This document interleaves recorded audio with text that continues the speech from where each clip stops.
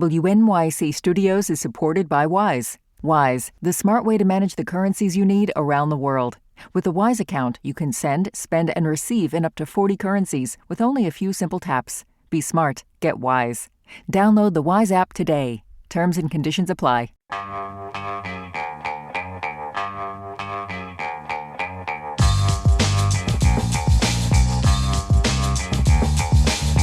Brian Lehrer on WNYC. Now, WNYC and Gothamist Albany reporter Jon Campbell with details of the New York State budget that finally got passed last night, 8 weeks into the fiscal year that began on April 1st, and with so many consequential policy items. But, spoiler alert, Democratic Assembly member Diana Moreno of Western Queens is not happy with the results. In July, 450 New Yorkers will lose their health insurance. An additional 300,000 households will see cuts to SNAP food assistance, and tens of thousands more will lose the housing access vouchers they depend on to keep a roof over their head. New York State had a chance to reverse these devastating cuts by having the wealthiest corporations and individuals pay their fair share. While the legislature was ready to take action this session, Governor Hochul refused. This was not a negotiation. This was a complete capitulation to billionaires and corporations by Governor Hochul at a time they're already receiving $12 billion in tax breaks from the Trump administration. So Assemblymember Moreno is not happy. And by the way, she meant to say in July, 450,000 New Yorkers will lose their health insurance. But spoiler alert, too, neither is Republican Assemblymember Michael Tannousis of South Brooklyn and Staten Island happy with this. Since I joined the Assembly 5 years ago, the budget has increased dramatically, almost 40% more than when I started here in 2021. And this budget does nothing more than increase taxes and increase fees, and does not do much of anything in incentivizing families to stay here and businesses to stay here. As we continue, we hear more and more people are fleeing the state. They are going to safer, more affordable places to live. And as I sit here in this chamber and I hear some of my colleagues say that this budget didn't go far enough because it didn't tax enough, and try to villainize people because they are successful. Assemblymember Tannousis. Now Jon Campbell joins us with the details of what fueled all of that uncelebration on both sides of the aisle. Hey, John, so when did this happen? How many pages is it? And how much were you up all night with a magnifying glass reading the fine print? It's not too far off, honestly. So this is something this has been happening over the last week or so. There's 10 bills that make up the state budget, and lawmakers split them up, a couple here. This bill gets introduced late one night, and then they vote on it the next day. So it gets spread out, but it's 10 bills, 4,439 pages, of which I must confess I have not read every single one, but I've read quite a few of them, and yeah, there are some late nights and early mornings kind of sifting through and trying to figure out what actually is in this thing after we've heard so much about these closed-door negotiations for months now. This is finally the chance where you get to see what's actually in this budget. So to the Diana Moreno clip, can you talk about the health insurance and SNAP food assistance and housing vouchers issues that she was referring to there? Yeah, I mean, that's one that's that's one that's not in the budget. Specifically, the health care issue. This is an issue with the H.R. 1 bill, federally cut off some federal funding for what's known as the Essential Plan. That's a public health insurance option for people who are income eligible. It is cutting off federal funding for certain income thresholds there, and 450,000 New Yorkers are in line to lose their access to the Essential Plan. Now, the governor's office says many of those will have access to health insurance through their employer or access to other subsidized health care, but there was a push by some Democratic lawmakers to come up with some funding to continue allowing these people to get the essential plan and essentially, filling that gap from this federal cut. But it didn't end up happening. There's some talk about it was too expensive. There's some talk about, congressional Republicans deserve blame for this. Blame them, don't blame us. But yeah, that was a big one. That was a last minute kind of battle over whether to provide funding for these folks, and it didn't make it through. And the car insurance bill, the way it came out? Yeah, this was a big priority for Governor Hochul, and quite frankly, Governor Hochul had most of her big priorities in this budget and got them through. This is, it gets into some nitty-gritty tort reform, but basically the big thing is it's going to curtail payouts to people who are found mostly responsible for a wreck. Under the previous law, if you were, 55% responsible for a wreck, but you suffered serious injury and, were able to go to court and get a payout, your payout would be reduced by your percentage of blame, but you would still get that payout. Now they're eliminating that for people who are found at least 51% or 50.1, I should say, percent responsible for a wreck. The hope is that will curtail what they call jackpot payouts. The governor hopes reduce insurance rates. And that's coming as she's running on this this re-election campaign that's based entirely on making New York more affordable. That is her main message and what she's trying to run on against Nassau County Executive Bruce Blakeman. Well, even if people see this as a giveaway to Uber, who is the biggest corporate lobbyist for this change, for this reduction in awards by juries that can potentially go to some people. Will car owners see their bills, which have been spiking in recent years, that's real, go down at all for car insurance before Election Day when Hochul will be on the ballot? I don't know by Election Day, but certainly Governor Hochul is banking on them going down over time. That was a big point of contention with the legislature. The New York Trial Lawyers Association was pushing back hard against this, saying it takes away rights from victims. And they were also arguing that it won't actually lead to a reduction in rates. Lawmakers were able to extract some things from the governor in hopes of making that happen, including they rescinded a portion of state law that allowed insurers to increase their rates by up to 5% without prior approval from state regulators. Now they'll have to get prior approval for any increase, regardless of whether it's under that 5% threshold. When Assemblymember Moreno says this wasn't a negotiation, this is a state legislature with a Democratic supermajority in both houses, if I'm not mistaken. They could have in the Assembly, not in the Senate, but very close in the Senate. But still a large Democratic majority in the Senate as well. So on paper, they could have dictated terms with the threat of a veto override. Couldn't they have? In theory, yes. In practice, veto overrides pretty much never happen in Albany. I've never seen a successful one since I have been covering Albany for the last 15 years. It just they don't do it. They view it as an act of war against a fellow Democrat in the governor's office. So it is not something that happens very often. But also, you would need unanimity almost among the Democrats to pull that off, and that's a difficult thing to do when these budget bills have so many things crammed together inside of them. You're bound to like something in it. You're bound to not like something in it, and it becomes very hard to vote against those bills when they get crammed together like that.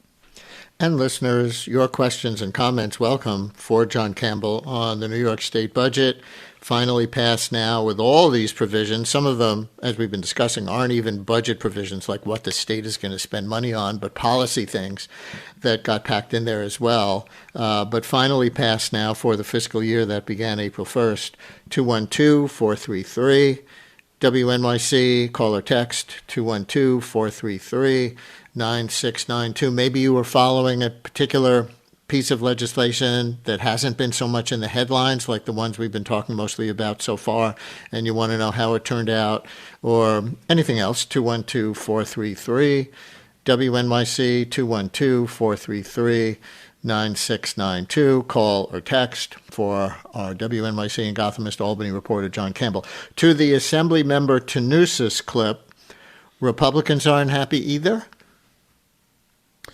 They are largely not happy. I mean, they have very, very little role, no role really in this budget process whatsoever. So they get the bills when we do, and they don't like the process, and they certainly don't like that there's one prominent tax increase here, and that is what's known as the pied-à-terre tax. That's the tax that we've talked about before that is on expensive non-primary homes, so second homes in New York City.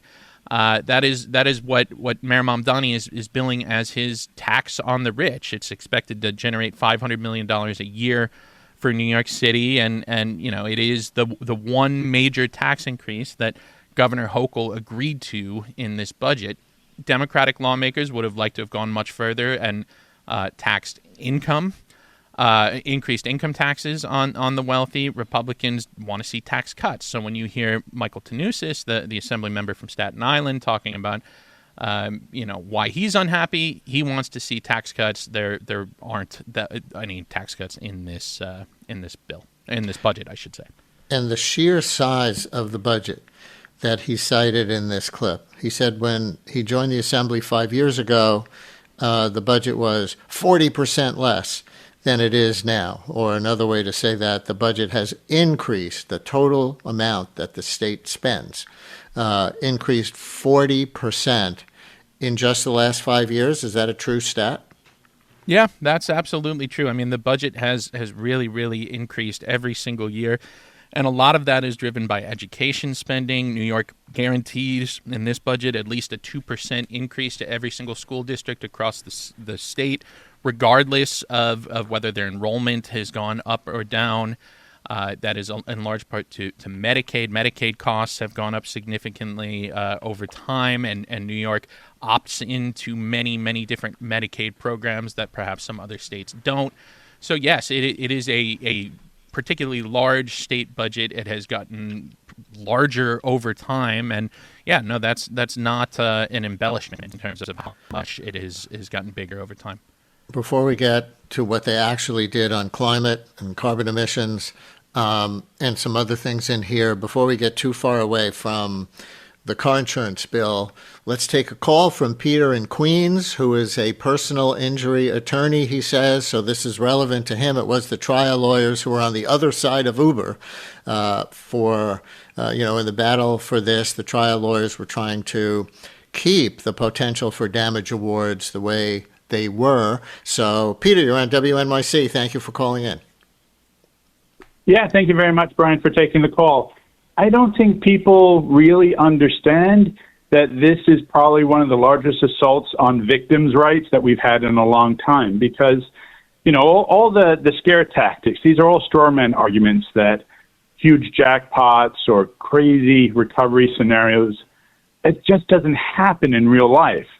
And what's far more likely is that you get hit by somebody who is underinsured or carrying the minimum insurance, and now the governor's made it much harder for you to get to recovery, because no fault doesn't pay you for your injury. It covers your medical bills, which is great, but it leaves you suffering that debilitating injury and loss of job without compensation. And now, to make matters worse, the way what happens with comparative negligence is before we had a fair system. If you're partially at fault, that goes into account.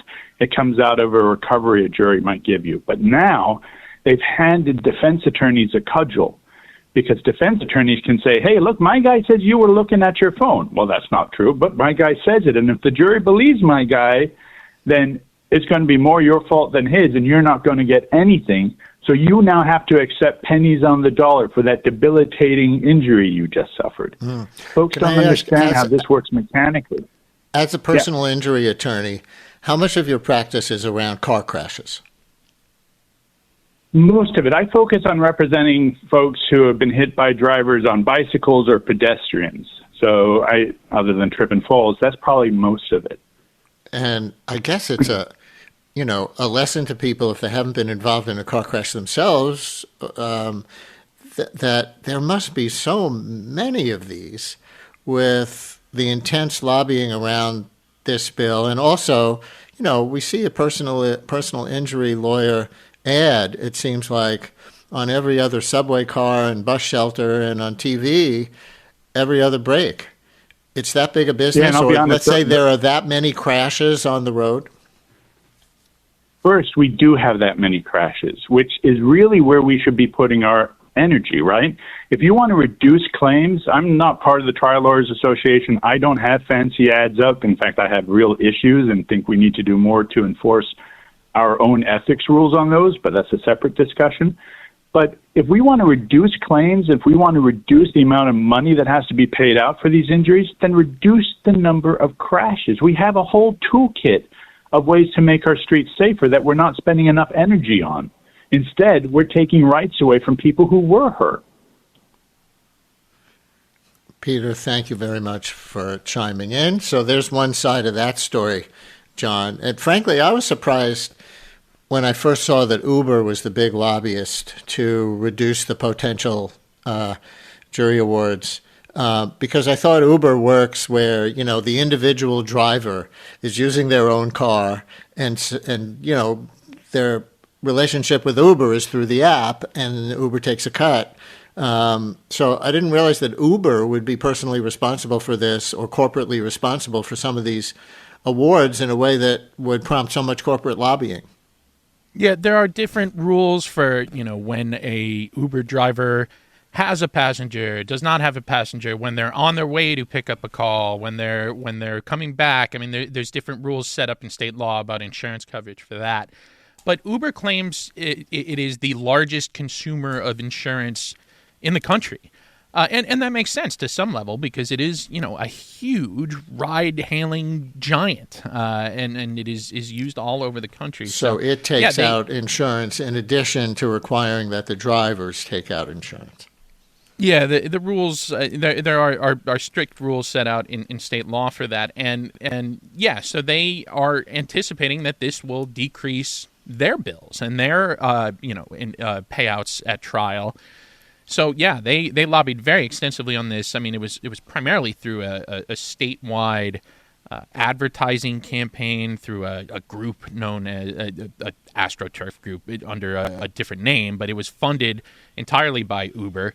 And they were successful in getting this through, and they had a huge advocate in Governor Hochul who pushed for this, waited out lawmakers until they got on board, and lawmakers largely sided with trial lawyers for a large period of this.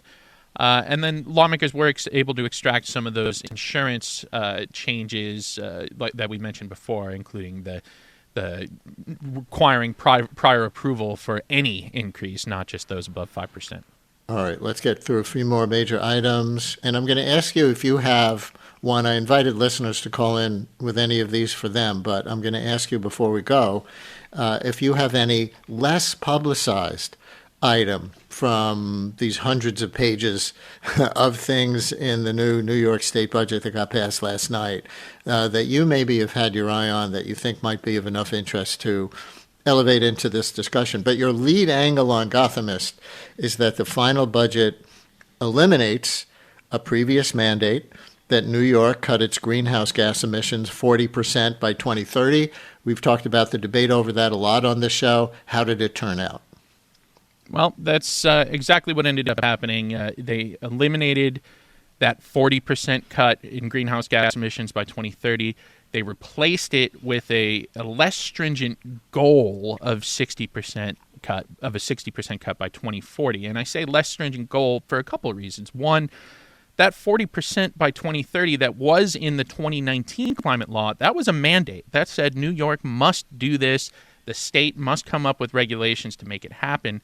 This new goal, this new 2040 goal, is more of a hope. It is more. It says to the maximum extent feasible, and it says it has to be cost effective, and that is significant. That is a lessening of the language. We should say the mandate to cut 85% by 2050 that remains in place. And the other reason why it's softening is they're changing the accounting methodology for what they even count as greenhouse gas emissions. It used to be a 20-year scale. They call it global warming potential scale. And basically that's, the impact that these emissions have over a 20-year period. Now they're changing it to a 100-year period, which in fairness is what most other states use. It's what the Paris Climate Accord uses. But the main impact of that is it reduces the effect of methane, the importance of methane, which is a main portion of natural gas, which New York uses a lot of. That counts less basically in the 100-year accounting because it's a shorter term potent gas rather than a longer term one. So just by snapping the state's fingers, they're pushing themselves closer to this goal. They're putting themselves on track for that 2040 goal just by changing that accounting methodology. And one other thing they're doing too, which this has gotten less attention, is they took out some language that counts greenhouse gas emissions that are extracted in other states and then counts fossil fuels that are extracted in other states and then imported into New York. And that's a big deal because of the Northeast Supply Pipeline, this pipeline that's coming from New Jersey to from Pennsylvania to New Jersey, right by the New York harbor. Those emissions from the gas that's extracted in Pennsylvania in that pipeline, those aren't going to count anymore. You really laid out what I guess is the most important thing. I mean, you called it this, but I didn't realize this was in there like that. Not only did they delay the 40% greenhouse gas emissions mandate that was in effect by 2030 and made it a 60% goal by 2040, it's not a mandate anymore. It's a hope. It's a suggestion. That's a loophole the size of the Grand Canyon. Yeah. I mean, that's how environmentalists are looking at it. Business groups are on board with this. The governor's office would argue that, it says in here to the maximum extent feasible. That is, I think they wouldn't call it a loophole because of that, but it is not the mandate that it was in the 2019 climate law. Right. But they'll have a big debate, I'm sure, when that gets close over what is feasible. I mean, this is a major principle in all kinds of environmental law. Cost-benefit analysis. And I don't want to get too wonky here on how this works, but this is something that I've studied. And, how much should an environmental law be blanket?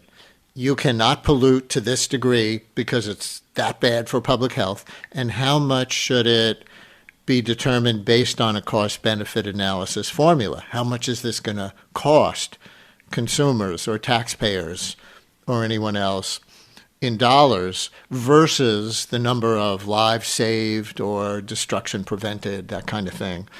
So they've opened that cost-benefit analysis window much wider, it seems to me, than it was before. Bunny in Yonkers is calling with a question about the state budget on something we haven't mentioned yet. Bunny, you're on WNYC with Jon Campbell. Hi. Hello, John.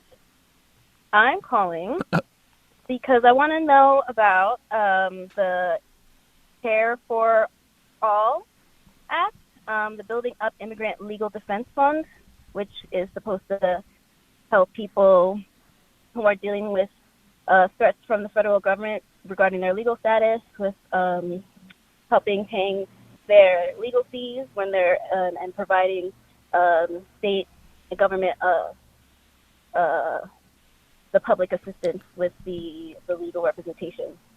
Familiar with that one, John? Yes, I'm not entirely sure what, if anything, made it in the final budget agreement from that perspective, but there is significant immigration legislation tied into this budget, and that's a measure that would ban what's known as 287G agreements. These are these formal cooperation agreements between local police and ICE and federal immigration authorities. Nassau County has one, for example, and it allows cooperation between the feds, between the local police to carry out immigration law, essentially. The budget will ban those agreements and also restrict being local governments from being able to contract out their local jails for immigration purposes. That is something that Governor Hochul has had an evolution on. Obviously she has a long evolution on immigration issues going back to when she was a county clerk.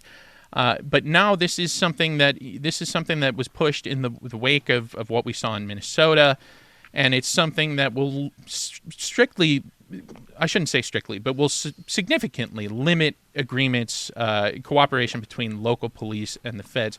But there's some question about informal cooperation. There's not a strict ban on informal cooperation, so some Democrats didn't think that went far enough. But yeah, this was a pretty significant part of this budget. So there's an issue for the governor's race, I guess, since you said the Long Island counties do have these arrangements with ICE. And, of course, it's the Nassau County Executive, Bruce Blakeman, who's running against Hochul for governor. So I imagine he'll lean into that. Also, many of our listeners may know that Trump's border czar, Tom Homan, basically said, oh, yeah, Kathy Hochul, you passed that bill. I'm going to flood New York with ICE agents. So has there been any reaction from Tom Homan yet?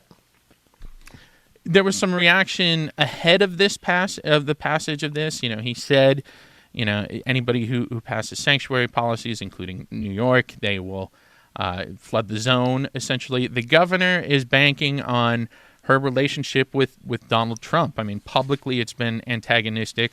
Privately, she has been able to have conversations with Donald Trump to make her case on this issue or that issue.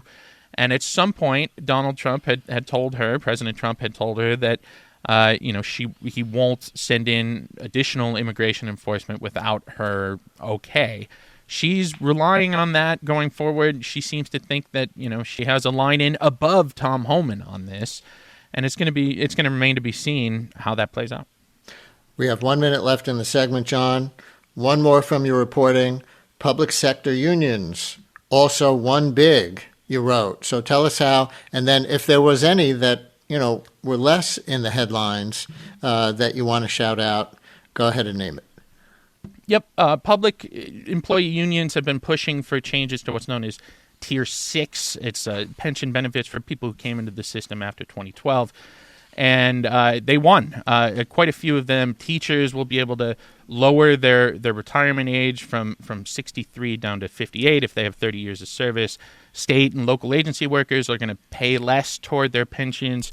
Police officers, firefighters are going to include more overtime earnings in their final salary. So it all results in more costs to local governments. I mean, that's including New York City. These are going to end up costing New York City about $1.4 billion over the next 10 years. So that was a significant win for public employee unions that really organized behind this. And then the one issue that isn't getting perhaps as much play as maybe I think it deserves in terms of interest from readers, those are what are called these power rebate checks. There's basically, if you made less than $300,000 and you filed jointly, you're going to get a check of $150 or $200 in theory to help offset some utility rate increases.